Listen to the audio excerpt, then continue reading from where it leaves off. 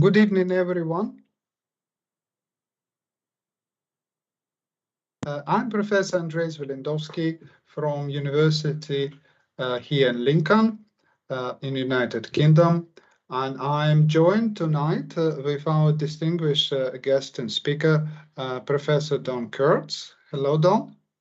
Hello, Andrei, and hello, everyone.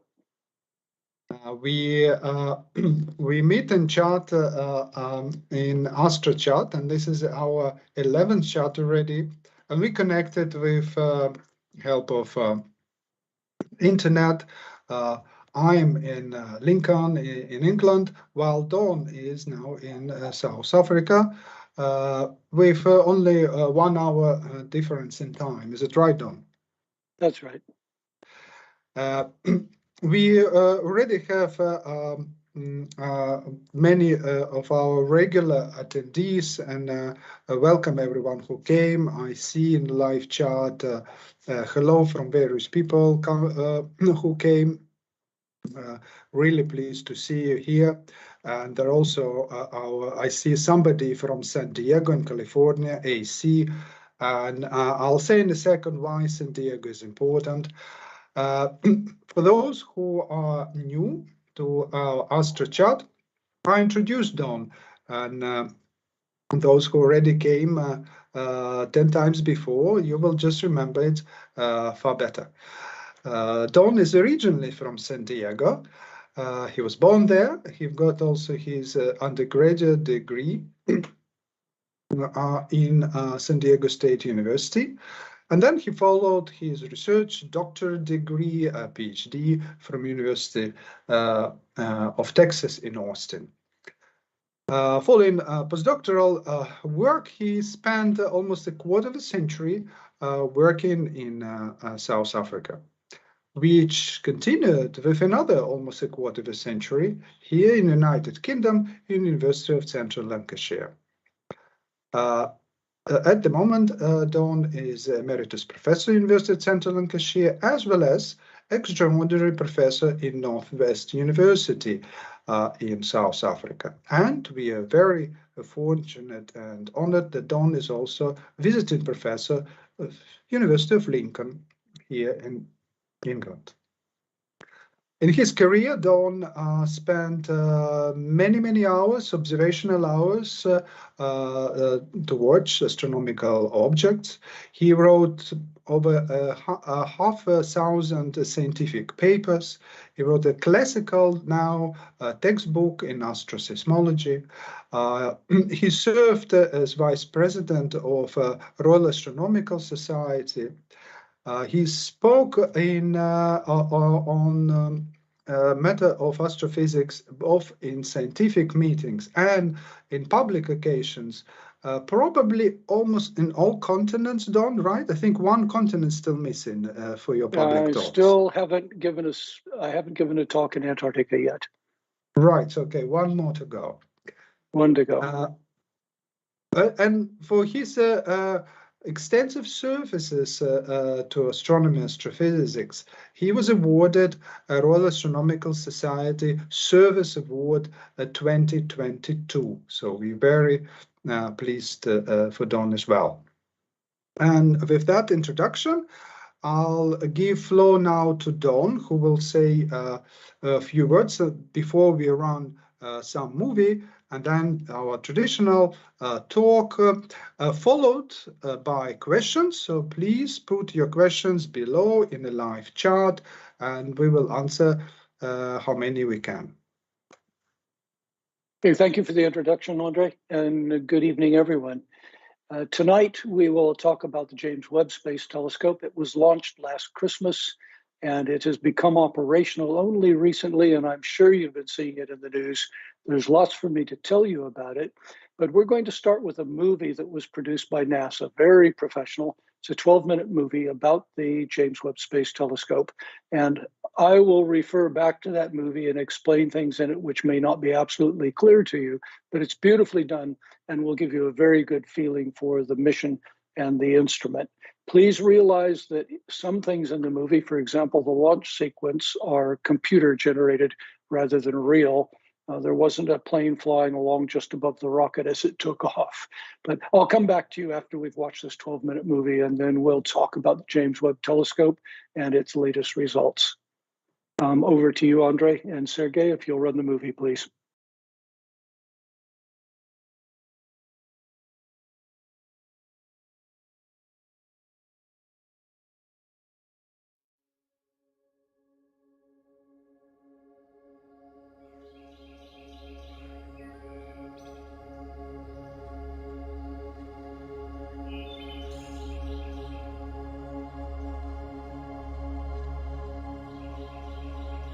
As the sun rises over the Guiana Space Center, the team conducts final checks on the health and status of the Ariane 5 rocket and its payload. The James Webb Space Telescope, NASA's #1 science priority.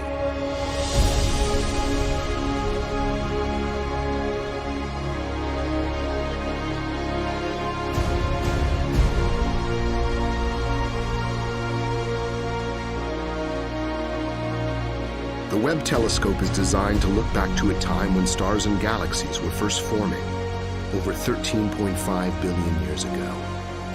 With its revolutionary design and capabilities, the Webb telescope is about to unleash a new dawn of discovery.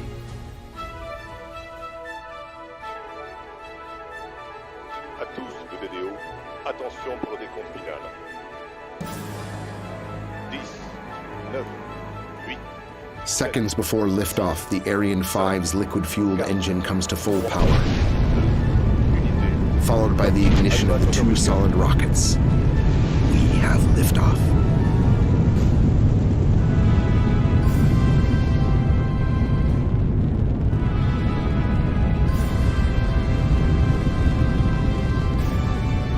The Webb telescope is finally on its way, the result of years of study and development by thousands of team members in the United States, Canada, and Europe. Webb spacecraft ascends nearly vertically through the heavy lower atmosphere of Earth.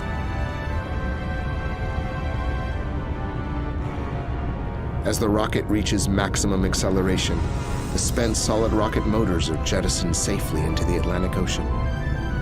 Reaching the upper atmosphere where protection is no longer needed, the payload fairing is jettisoned and falls away.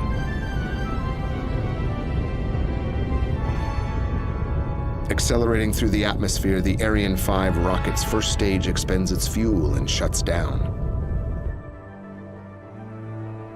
The empty first stage then separates from the upper stage. After first stage separation and before second stage ignition, the Webb telescope has a slightly downward trajectory as it speeds over the Atlantic Ocean. The upper stage motor ignites and the ascent to L2 resumes, never again to be interrupted. The exposed telescope is delicate and must be protected from the sun's fierce heat. To avoid overheating and damage, a carefully designed series of oscillations are performed that provide the necessary protection. Near the end of powered flight, the roll program stops and the launcher then assumes the proper attitude for separation.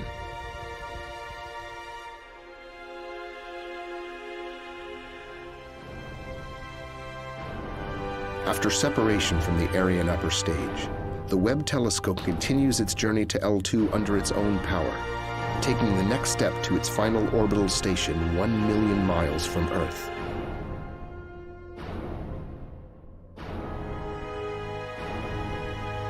The Webb telescope is about to unleash a new dawn of discovery.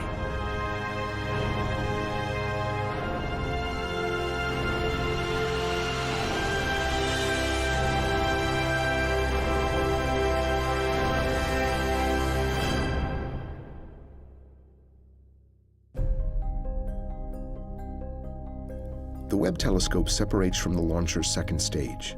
The white ring close to the Earth represents the Hubble Space Telescope's orbit, and the larger orbit is the geosynchronous orbit where most telecommunications satellites are located. The solar array is Webb's first deployment. When completed, all of Webb's electrical power needs are satisfied by the solar array for the remainder of the mission.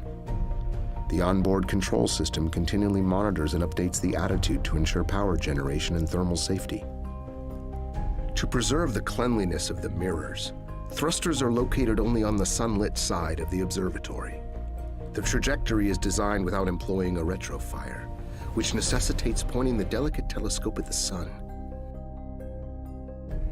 If course corrections are needed, these velocity additions must be done early in the flight to most efficiently use the mission's limited precious fuel.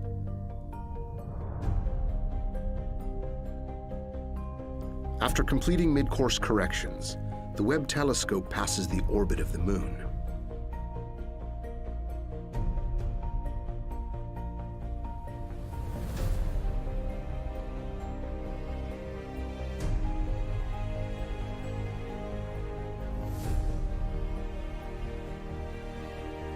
Webb's initial transformation is the deployment of the sunshield pallets.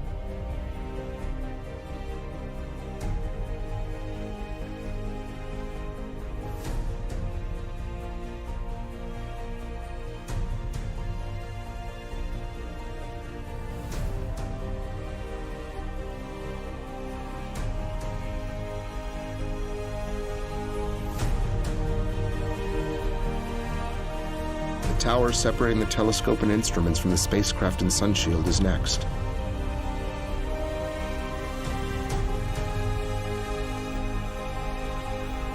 Next, the aft flap deploys. This is key to managing momentum buildup and fuel consumption. This structure helps to balance the pressure from the sun's light on the Webb telescope around its center of mass.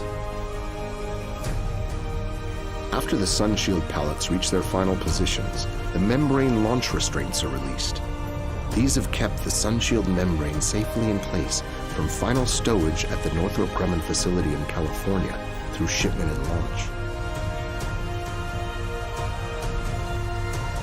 The sunshield protective covers roll back, permitting membrane deployment.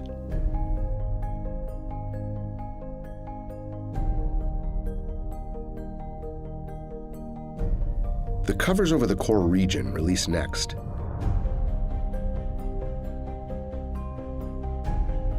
Then the mid-booms extend and the sun shield assumes its hexagonal tennis court-sized shape.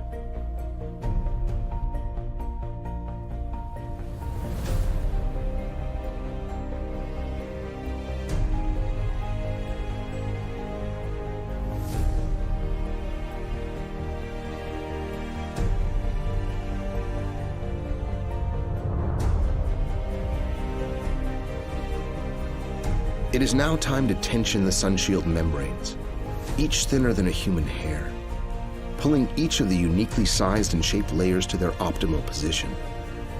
When deployed, the sunshield allows the telescope to cool to 385 degrees Fahrenheit below zero, cold enough to liquefy air, while the layer closest to the sun is almost 190 degrees Fahrenheit above zero, nearly the boiling point of water. It's of almost 600 degrees. Truly fire and ice. Once in the shadow of the deployed sunshield, the telescope and instruments continue cooling down to their final operational cryogenic temperatures. At the completion of membrane tensioning, the secondary mirror deploys into position and is latched rigidly in place. The aft deployable radiator releases and springs into position, allowing the instruments to radiate their waste heat directly into space and away from the telescope. Disposing of excess heat is crucial to the mission so that it does not overwhelm the faint infrared signals to be collected from the cosmos. The cord-fold wings deploy and latch in place, completing the major deployments of the largest telescope in space.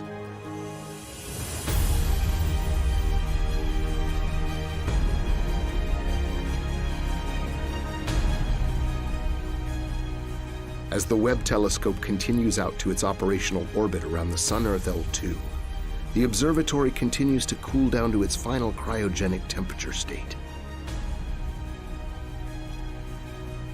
A trajectory correction applied 29 days after launch puts the Webb telescope into its halo orbit, a key part of the mission design. The Sun-Earth L2 point is where Webb's orbit around the Sun is synchronized with Earth's, At this point, 1 million miles from Earth, Webb is free from the thermal influences of the Earth and all eclipses. Additionally, the Sun, Earth, and Moon, the brightest objects in the sky, are hidden by the deployed sun shield, giving Webb a dark, cold, and stable environment to carry out its mission of discovery. Once the mirrors and detectors are sufficiently cold, the wavefront sensing and control operations can begin. This sophisticated multi-step operation's ultimate goal is to position each of the Webb telescope's movable mirrors into their correct final positions and orientations.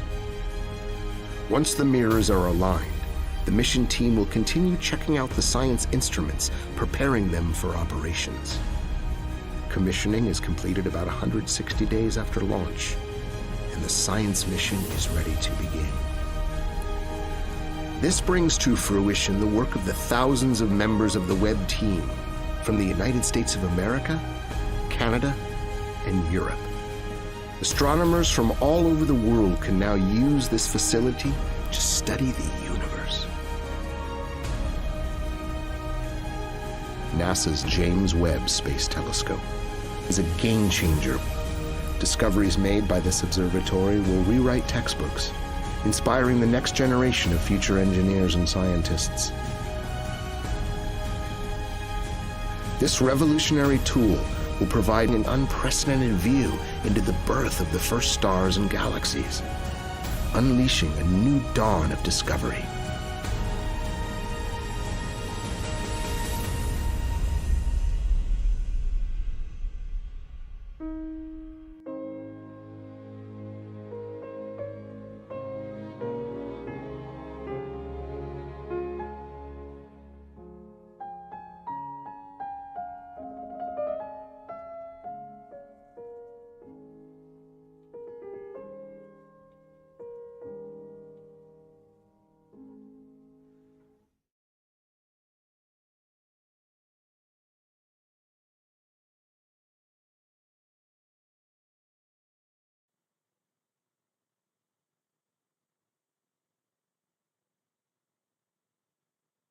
You're live.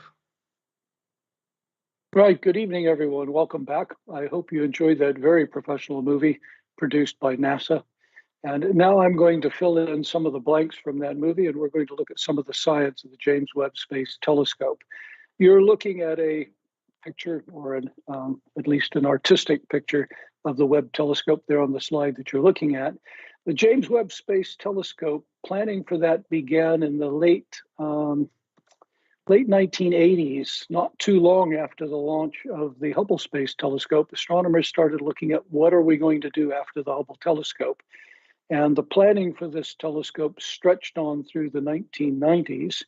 The building of the telescope, once it was funded, lasted from 2007 to 2021. Took 14 years. Thousands of scientists, engineers, technicians, management people have worked on this mission. The total cost was about $9 billion to build it, and another $1 billion to operate it over its lifetime. It has been fantastically successful so far, stunningly so, and I will help to make that clear to you as we go through these slides that we're about to look at. The picture you're looking at there shows the mirror of the James Webb Space Telescope. It's 6.5 meters across, but it's made up of 18 segments, each of them 1.3 meters in diameter. And to give you some idea of the scale, that picture you're looking at now, if you look at the top, you can see that there's a set of 3 and 3, 6 mirrors here. And here's a picture in the lab, a real picture, of those 6 mirrors as they were being constructed, with one of the technicians standing in front of it, just to give you some sort of scale for that. The sun shield that you could see in the last slide is about the size of a tennis court. This is a picture of the planet Neptune. Neptune's 4 times larger than the Earth. It's entirely gaseous, and this picture was taken from a Voyager satellite way back in 1989 when Voyager passed by Neptune. You can see that there's some weather in Neptune's atmosphere. This is all gas. You can see its nice bluish color in visible light. And over here are pictures taken by Voyager with the light from Neptune blocked out And Voyager picked up something that was already known but hadn't been seen so well, that Neptune actually has very thin rings. And so that was our view over 30 years ago of the rings of Neptune. Well, 2 days ago, the news was that the James Webb Space Telescope has had a look at Neptune. All right, it was built to look at the most distant parts of the universe, but it can do things up close too. And this is the picture that just came out 2 days ago. There's Neptune. Now, Neptune does not look blue in this picture, and that's because the James Webb Space Telescope is an infrared telescope. I'll explain why as we go along. I'll explain that more. But because we don't see infrared light, for the pictures we choose colors. In this particular case, the color chosen was just a grayscale. And what you're looking at there is Neptune with the bright spots or weather in its atmosphere. Here are some of the named moons of Neptune, and the largest moon of Neptune is called Triton. Triton's quite a bit smaller than the Earth's moon. It's very icy. It's covered in nitrogen ice. It's minus 238 degrees in the summertime on Triton. In the wintertime on Triton, it drops another 3 degrees or so. And that orbits Neptune backwards. It's a captured body from farther out in the solar system, way beyond Pluto's orbit too. But there's a new look at Neptune and its moons, and especially the rings of Neptune, in a way that we've not been able to see for over 30 years, from when the Voyager satellites flew by Neptune, or when Voyager 2 flew by Neptune in 1989. Just some facts about the James Webb Space Telescope. The mirrors are made of beryllium.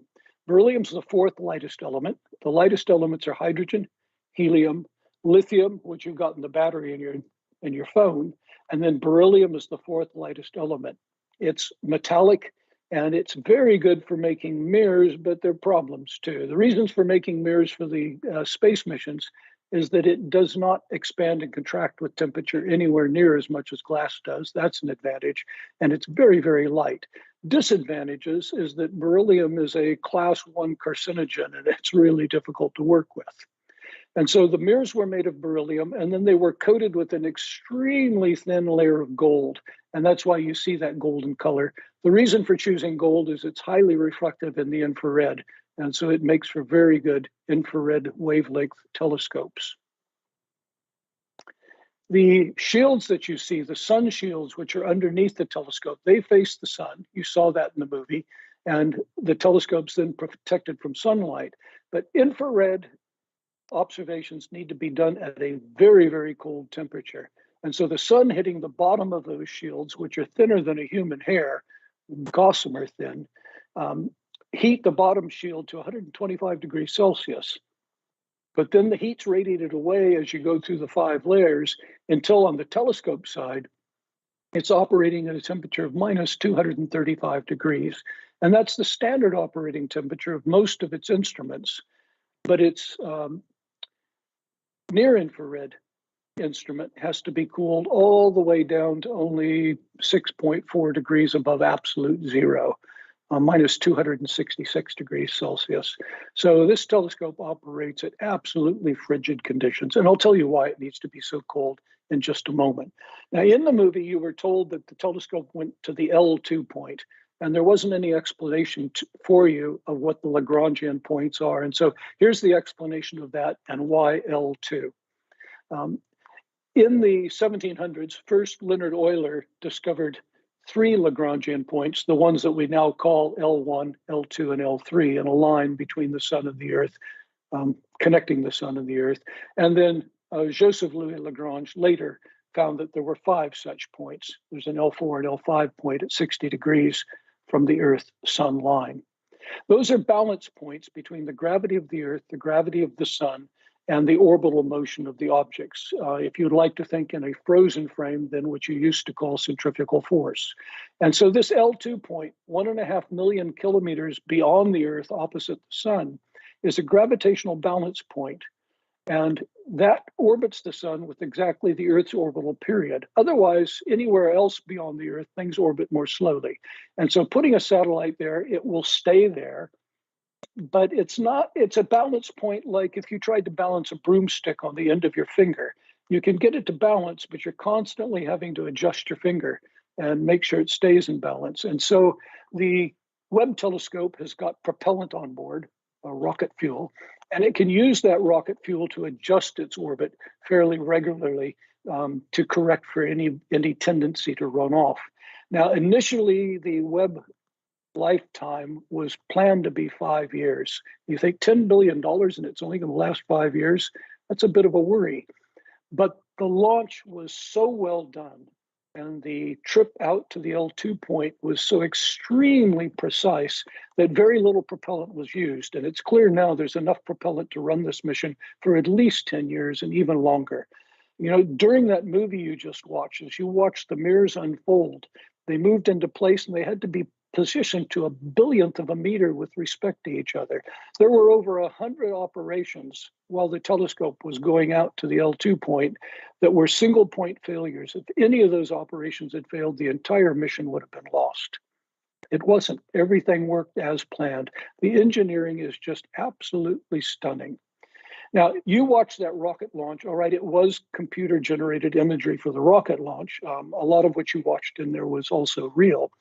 But you think of those thousands of people who worked on this mission for over 20 years, and then they've gone to the launch pad, and there's their baby sitting on top of a rocket, and somebody lights the rocket. I can tell you that that is not a relaxed situation. I've been to 5 space launches at Cape Canaveral, including one for the Kepler space mission, on which much of my career since then has been based. And when you watch that thing ignite and it starts to go, you know rockets sometimes blow up, and it is really, really tense. And then when it works and it gets to space, the euphoria, the excitement is just unbelievable. There's hardly anything in life that you could do that is more exciting and more satisfying than to work on a mission like this for decades and then have it work so exquisitely well as this one has worked. Now, just one more look at the L2 point. If you put the James Webb Telescope exactly at the L2 point, the Earth would be blocking much of the sunlight. And of course, it needs the sunlight to run its solar panels to provide it power. And also, you want to put other missions out at the L2 point. And so the Webb Telescope is in what's called a halo orbit, which just orbits around that L2 point. And with the onboard gas that can control it, it can be kept in that position now for at least 10 years. And then it's away from the Earth and it can pick up the sunlight to provide the electricity to run the mission. Here was one of the very first pictures the Webb Telescope released just a couple of months ago. And this needs to be put in perspective. If you held up a grain of sand at the length of your arm and put it up on the sky, that's about the size of the piece of sky you're looking at here. It's about 1% the size of the area of the full moon in the sky. And yet in this picture, there are just thousands and thousands and thousands of galaxies. There are also a few stars, and you'll notice the stars particularly because they have these big spikes on them. Those spikes are not real, they're an artifact. We would love not to have them, but it's a nature of physics that you're going to get them. The reason with the Webb telescope that you get 6 spikes is because of the hexagonal shape of the mirrors. The light as it goes by the edge of the mirrors is diffracted. It's slightly focused, and that produces the 6 spikes. The secondary mirror that you saw with its 3 arms are what's producing this extra spike you see here. So you get this 8-sided spike pattern that's entirely artificial. Now, there's a cluster of galaxies in the center of this picture. And this cluster, most of these galaxies are at a distance of about 4.6 billion light years. With these galaxies, you're looking 4.5 billion years back into the past. These galaxies are as they would have looked at the time the Earth formed 4.65 billion years ago, if you could have been out at the galaxies. Now, just a reminder, a galaxy is a collection of on the order of several hundred billion to a trillion stars, all orbiting about the same center of gravity. And so each of these little fuzzy patches you see in here is a collection of something on the order of 400 billion stars. And there are just thousands of them in this picture. You'll also notice that there are all these little red arcs of light here. You see them all around the center of the cluster. Those are caused by gravitational lensing. The gravity of this cluster of galaxies, particularly from the dark matter in that cluster of galaxies, is focusing the light from galaxies that are much, much further away. And so these red streaks are slightly distorted. The gravitational lens produces distortions. And for some of those galaxies, we are now looking back more than 10 billion years into the past. Already the James Webb Space Telescope is beginning to look at the very first stars that lit up the universe at the formation of the first galaxies on the order of 13.5 billion years ago, just after the Big Bang. There's a galaxy just down here, which has got some phenomenal star formation in it. And I'm going to blow that up for you. I just chopped it out of this picture. And there it is, seen in more resolution. And all these beautiful red dots you see right there are, in fact, clusters of brand new stars that have been born not too long after the birth of the universe. Now, the main reason that the James Webb Space Telescope sees an infrared light is that when we look far out into space, far back into the past, the expansion of the universe from the Big Bang has stretched the light. So the light coming from these galaxies, which was emitted in the visible region, by the time it gets to us, the expansion of the universe has stretched that light out into the infrared. And so to see these galaxies, we have to look in the infrared. That was the main reason for building the James Webb Telescope as an infrared telescope. Let's talk about infrared. The electromagnetic spectrum is the spectrum of everything that includes light and other things that we can't see, but which are the same as light, oscillating, alternating waves of electricity and magnetism. The visible part of the spectrum we can see is just a tiny part of the electromagnetic spectrum. For us, the high energy is blue and the low energy is red. The short wavelength is blue, the long wavelength is red. Shorter than the blue is ultraviolet. We can't see that. You can get sunburned by it. X-rays, of course, you can't see, but you can do medical imaging with them. And gamma rays, the highest energy light, well, there's not much of that around on the Earth, but we can do some really interesting astronomy with it. At the other end of the red end of the spectrum, beyond red, is the infrared. So this is longer wavelength, lower energy light than red light. That's what's coming from the distant universe and for other things in our galaxy that we would like to study. Even longer than infrared, we then get into microwaves like you have for communications with your cell phone and out into the radio region.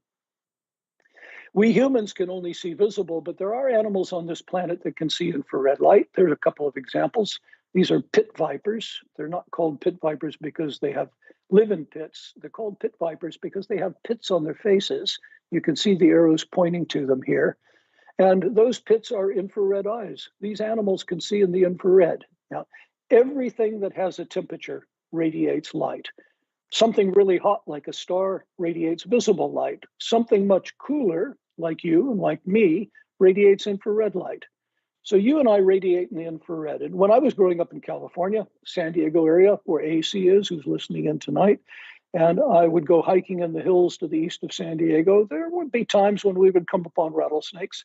They'll give you a buzz, they give you a warning, and I've never actually come close to stepping on one because they buzz and give you a scare and you jump back and they go their way, you go theirs. But if you're walking around at night in the dark, those snakes can see you by the light that you shine by on the darkest of dark nights with no lights, no moon, no stars, clouds covering everything. The snakes can see you by your own light, your infrared light. They're going to slither away from you. You're big and you're dangerous. But the little mice that they feed on run around in the dark, shining in the infrared, and they can see their prey by the light of their prey. So nature has found a way for some animals to use infrared light. We astronomers are using it to do astronomy. Now, there's a picture of a possibly recognizable person taken with an infrared camera. And because we can't see in the infrared, we give colors to the different infrared wavelengths. In this case, this particular picture, it's been colored so that the warmer parts of my face are red, the cooler parts are blue. You just have to have a lookup table and make up some colors. Now, here's a really good use of infrared light. In the case of firemen, here's a fireman in a fire in heavy smoke. And the smoke particles are about the size of the wavelength of visible light, and visible light scattered by smoke particles. You can't see through it. But the firefighters have got infrared cameras, and with an infrared camera, another firefighter has taken a picture of this scene. And you not only can see through the smoke, but you can see the victim lying on the floor there, shining by his own light in the infrared. So I hope you're seeing advantages of infrared. You can see through dust, and there's lots of dust in our galaxy. And of course, you can see back to the stretched light of the beginning of the universe. Here's a visible picture of the farthest thing that can be seen with the human eye. This is the great galaxy in Andromeda. It's in the northern hemisphere. Those of you in England, most of you listening and probably are northerners. And this thing's visible to your naked eye in the constellation Andromeda. It's a galaxy much like our Milky Way. It's about 100,000 light years across. There are 400 billion stars orbiting about the center. But along with the stars, there's gas and dust. The gas is transparent, but the dust absorbs starlight. And there you can see it as dark lanes running through the galaxy.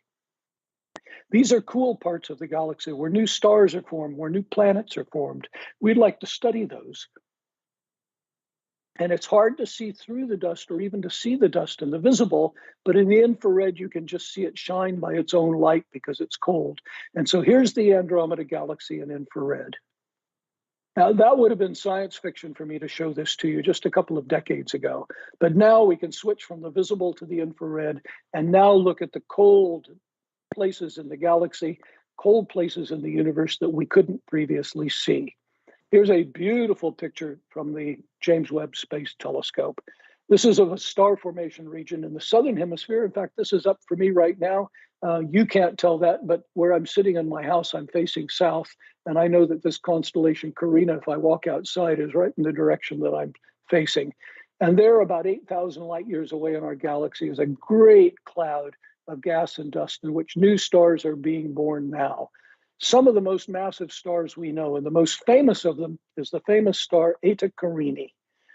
This star is down in the middle of this picture right here. This is a Hubble Space Telescope picture. And in 1842, my wife's ancestors, her family comes from this area and they've been here since 1820. They would have seen this star brighten to be the second brightest star in the sky. Only Sirius was brighter. And we now know that this 150 solar mass star, it's 150 times more massive than the sun. As we saw it in 1842, it had a bit of a hiccup and it blew off two great fireballs in opposite directions, moving out at 10,000 kilometers per second. Each of these fireballs has twice the mass of our sun. And for this particular star, that was just an episode. It'll do that repeatedly over the coming years, hundreds of thousands of years, until it finally will blow itself to bits as a supernova and explode and blast almost all of its material out into space. We can look into the dust and into events like this in the infrared with the James Webb Telescope. Now, here's another telescope in Chile, in northern Chile, on what's called the Chonantor Plateau, very near to the Bolivian border. This is 5,100 meters above sea level, and these are a kind of radio telescope that look at light that's just a little bit longer in wavelength than the infrared that the James Webb sees. And with this telescope, we have imaged a solar system being born. There's the star being born there, and this is a disk of dust out of which planets are forming right now as we watch. With the James Webb Space Telescope, we're wanting to look at the new exoplanets orbiting other stars. We found over 5,000 of them around other stars. And the James Webb Space Telescope, with its big mirror, its very fine resolution, and with the capability to block out the light of the star, will be looking at individual planets. It's already started to do that. And here's what it's trying to find. This is a spectrum. This is the light of a star spread out into its wavelengths. If this were in the visible, it would run from blue to red, from left to right. It's in the infrared, and so this is the short wavelength end of the infrared and the long wavelength, the equivalent of blue to red if you could see infrared. And various molecules absorb light, and you get these dips in the spectrum. They're called spectral lines. This one's from ozone, 3 oxygen atoms. This one's from methane, water, even molecular oxygen like we breathe. And in the Earth's atmosphere, methane and oxygen coexist. They're highly unstable. You know yourself, it's a natural gas. If you light a match to it, it explodes because methane and oxygen very easily oxidize with each other. The only reason there's still methane in the Earth's atmosphere is there's a source of it. And the major two sources of methane in the Earth's atmosphere is it comes out of the front end of cows and the back end of termites. Well, if we can find another planet, and James Webb's trying to do that, looking at this infrared spectrum, if it can find the signature of water and methane and oxygen all in the same atmosphere, we're probably going to conclude that there's life there. and that we're not alone. There's life on another planet. Now, I don't mean aliens flying spaceships around, probably bacteria. Bacteria would be enough to do this too, to some extent, but at least the Webb telescope may answer this question for us over the next decade. Are we alone, or are there other planets where life has happened in the universe too? Here's a beautiful picture taken by the James Webb Space Telescope. This is in the near infrared, just a little bit longer wavelength than infrared. And then this is it much farther into the infrared, mid-infrared wavelengths. And two things happen. The near infrared has got shorter wavelengths, so you get a sharper picture. The farther infrared, the wavelength's longer, it's a bit blurrier, but then the farther infrared can see through a lot of the dust. And in the center of this nebula right here, there are two stars. What we're looking at in this southern ring nebula is the death state of a star like the sun. The sun, when it gets old, will do what this star has already done. It will go through a series of pulses and blow away its outer atmosphere, and then leave behind the left hand of these two stars a white dwarf, a star with about 60% the mass of the sun and only the size of the Earth, a density on the order of a ton per cubic centimeter. This is a binary star. The other star has not yet evolved to the point that it blows away its atmosphere, but it too will do this one day when it gets older. And so there's a new look deep into the heart of this death state of a star like the sun in the Southern Ring Nebula provided by the James Webb Space Telescope. Now, I'm pulled away from the James Webb Telescope right now. This is a very famous picture many of you may have seen, released last year. This is using something called the Event Horizon Telescope. These are radio telescopes spanning the entire planet. And they have managed, by combining telescopes across the entire planet and observing for years worth of data, to image the black hole at the center of our galaxy.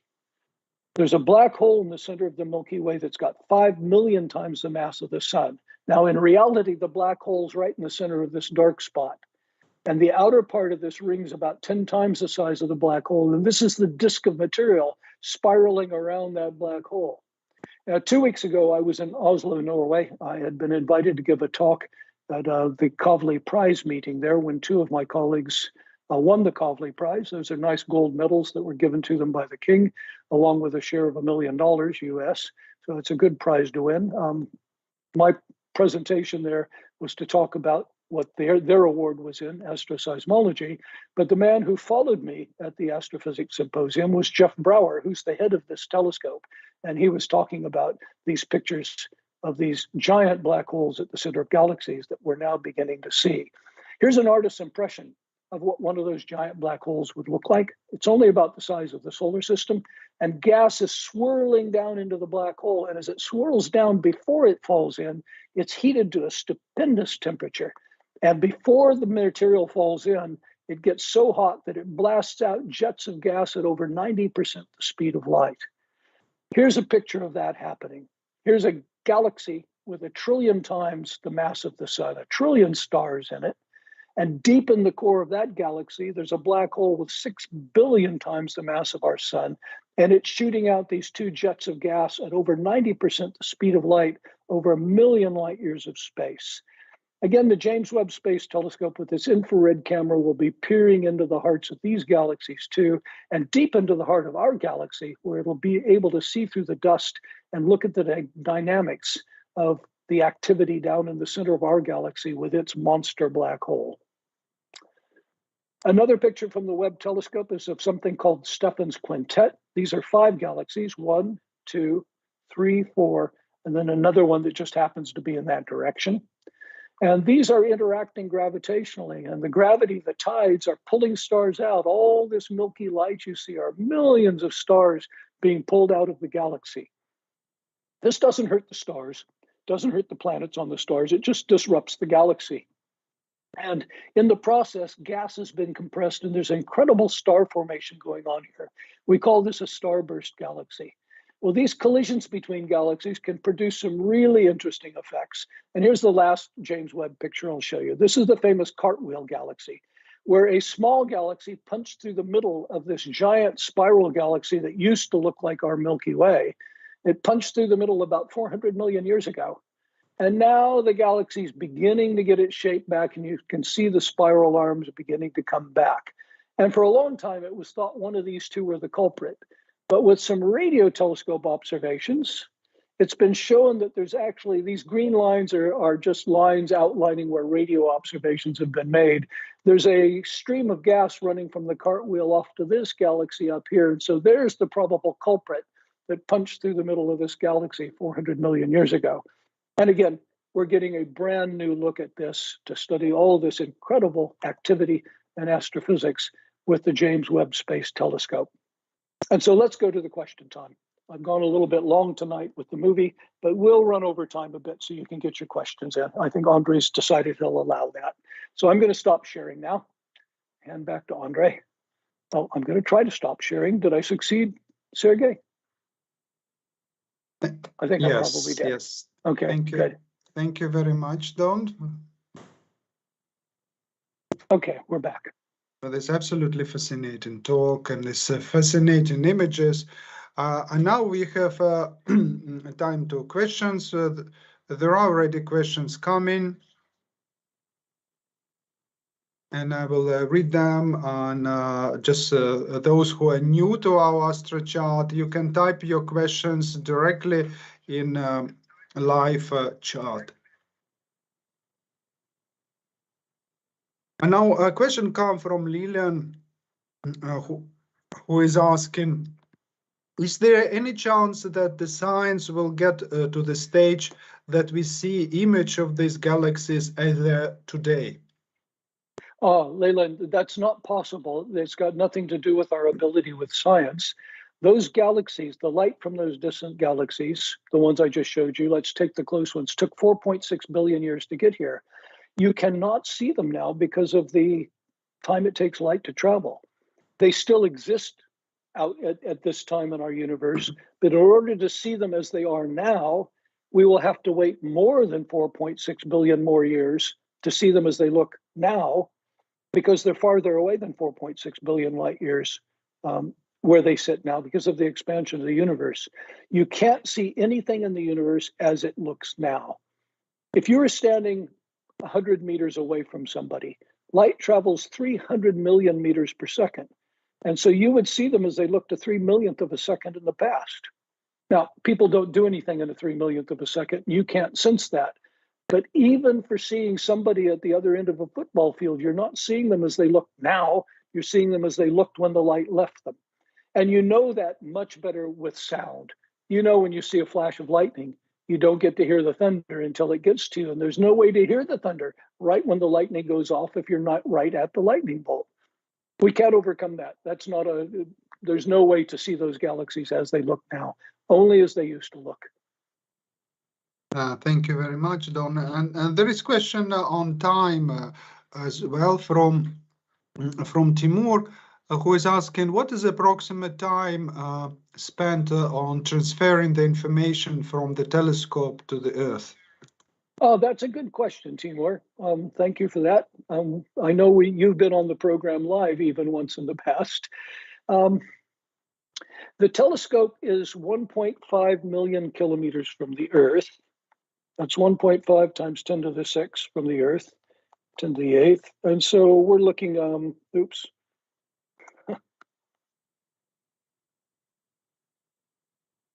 Well, I mean, we're looking at a fraction of a second. What are we, 300,000 kilometers per second? No, we're not. 1.5 million. It's 5 seconds it takes for the data to come down to us.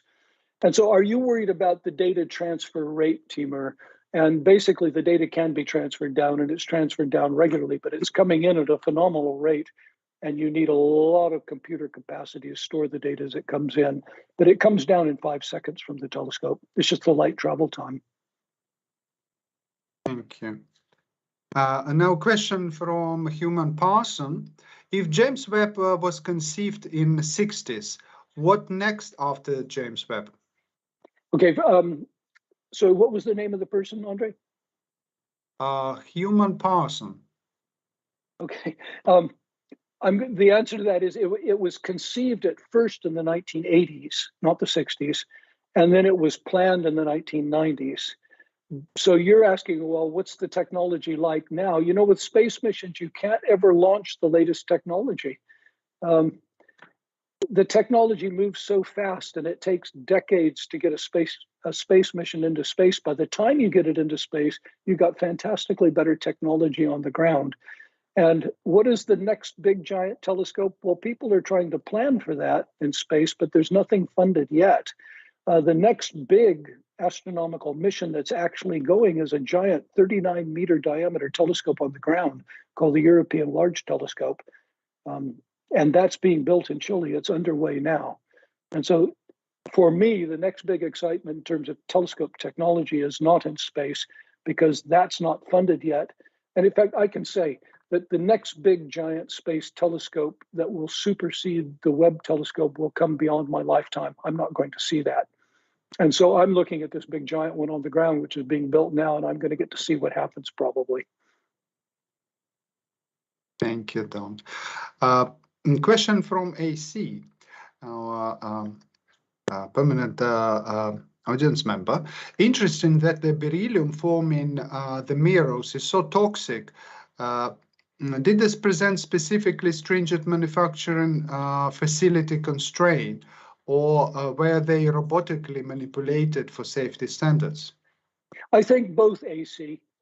Beryllium is very dangerous to work with, but people do know how to work with it. In its solid state, it isn't the problem. It's problem that if you, for example, if you're grinding the mirror, if you make dust and you inhale the dust. And once beryllium gets in the body, it's very difficult or even impossible for the body to expel it because it is so light. And I think what's the next element up beyond beryllium in the periodic table? Is it potassium? It can substitute for that in your molecules, and there's just no getting rid of it. And so once you get poisoned by it, you are definitely poisoned. And I don't know what was actually done with the James Webb Telescope, but I would guess it was a combination of robotic grinding of the mirrors, shaping them without people present in an environment where all of the dust was being sucked off. But then people do actually have to come up and manage the mirror and touch it. But once the dust is taken away, the solid state of beryllium, you can't breathe that in, and that's not dangerous to you to touch it. It's the inhaling of fine particles that's dangerous to us. Thank you. Maybe a good comparison, AC, is that if you should be the kind of person who would do so, I'm not, and you touched a piece of tobacco, it won't do anything to you. But if you burn it into small particles and breathe it in, you're going to get cancer. Thank you. Now a question from Lillian Gergely. What happens if anything goes wrong with the telescope? What sort of measures have been put in place to fix any failures that could occur in space? Lillian, what a good question. The answer is, uh-oh. If something goes wrong, we've had it. During the time that the James Webb was going from the Earth out to its orbit, there were 107 operations that if they'd gone wrong, the mission was over. They were single point failures. You'll have noticed in the picture that the James Webb Space Telescope mirror is not enclosed in a tube like the Hubble telescope.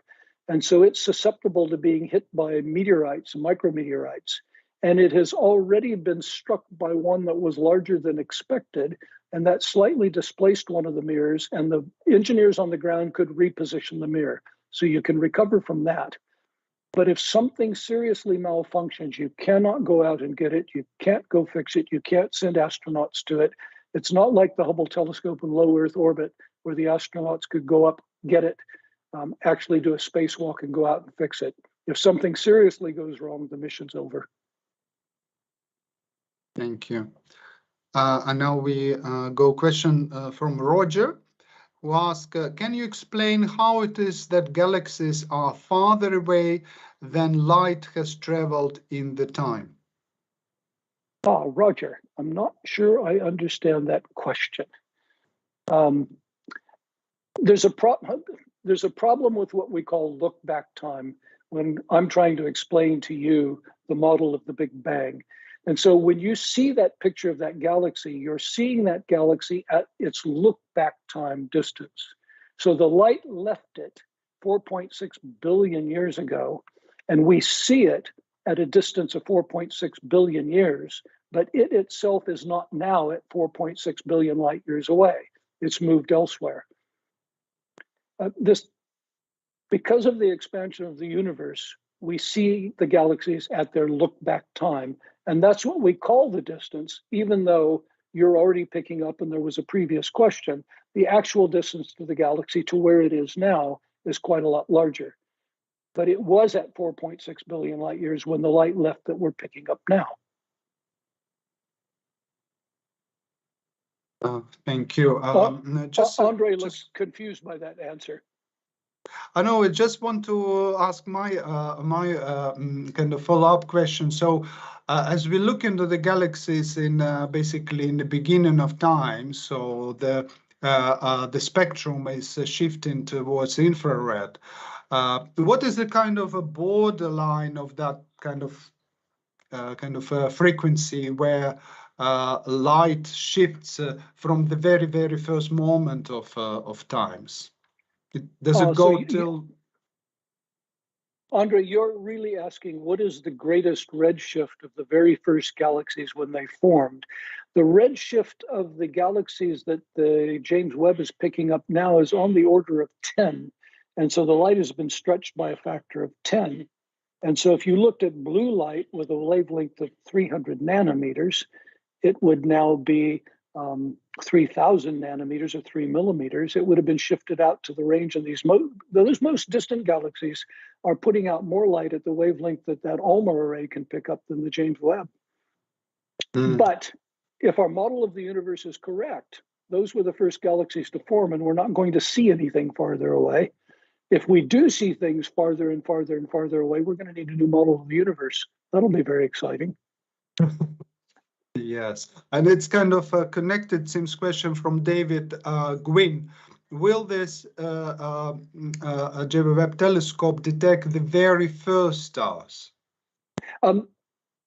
David, we think so. That was what it was built to do. And so if our model of the universe is correct, the universe started in a Big Bang about 300,000 to 400,000 years after the initial start of the Big Bang.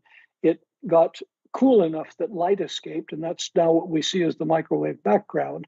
And then there was a period of time when there were no stars yet. The stars and galaxies hadn't formed. And we don't know exactly what that length of time is, whether it's a few 100 million years or 800 million years.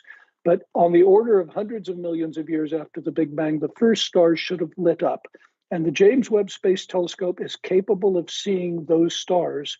And with its deeper images that it's going to take over the coming years, it will see them. My previous answer, I just pointed out that if it sees things farther than that, pushing way back to earlier times, we may need to revise our models. And we will if we need to do that. But our prediction is that it's going to see galaxies at a few hundred million years after the Big Bang, and it's capable of doing that. That picture I showed you, it's come close already.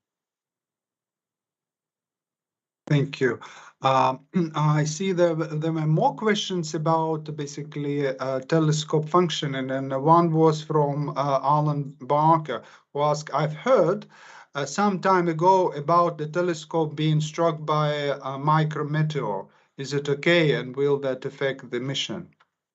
Okay, Alan, I did mention that just a moment ago. The answer is right. It was struck by a micrometeorite, and it was struck by one bigger than was expected in so short a time.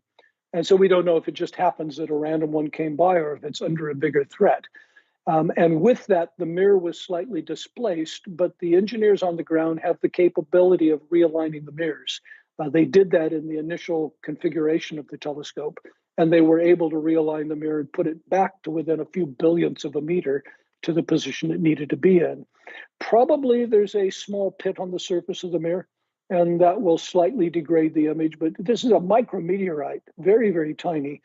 And remember that, let me come back closer to the Earth. You know, the space shuttle, when it was orbiting, there was one collision it had which almost blasted out its window, and if that had happened, it would have killed all the astronauts.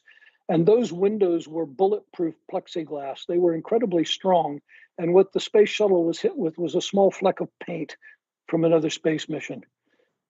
The trouble is that these things can be moving at tens of kilometers per second. And so they can be incredibly tiny, but they pack a lot of punch because they've got a lot of kinetic energy. But when they do hit, the pit that they make in the mirror will be very, very tiny. Thank you. Thank you.